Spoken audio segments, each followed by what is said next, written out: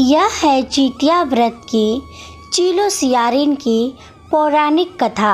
मिथिलांचल सहित कई इलाकों में प्रचलित इस कथा के अनुसार एक समय एक वन में सेमर के पेड़ पर एक चील रहती थी।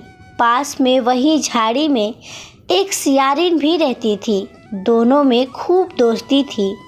चील जो कुछ भी खाने को लेकर आती उसमें से सियारिन के लिए जरूर हिस्सा रखती। सियारिन भी चीलों का ऐसा ही ध्यान रखती।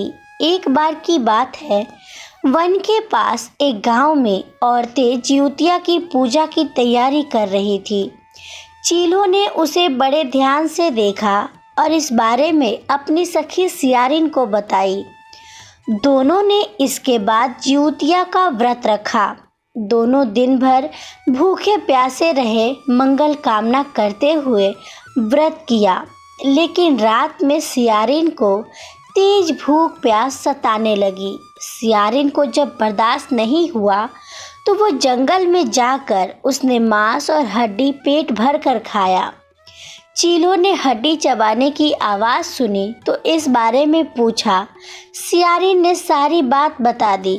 चीलों ने इस पर सियारिन को खूब डांटा और कहा कि जब व्रत नहीं हो सकता था तो संकल्प क्यों लिया था।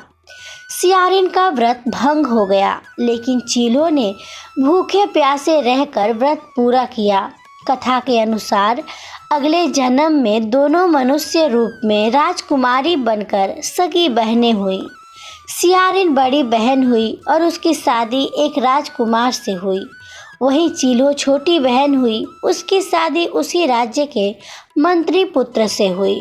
बाद में दोनों राजा और मंत्री बने।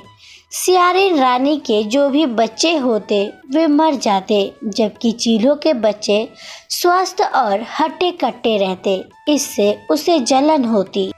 ईर्ष्या के कारण सियारिन रानी बार बार अपनी बहन के बच्चों और उसके पति को मारने का प्रयास करने लगी, लेकिन सफल नहीं हो सकी। बाद में उसे अपनी भूल का एहसास हुआ और उसने क्षमा मांगी। बहन के बताने पर उसने फिर से जिउतिया व्रत किया तो उसके भी पुत्र जीवित रहे।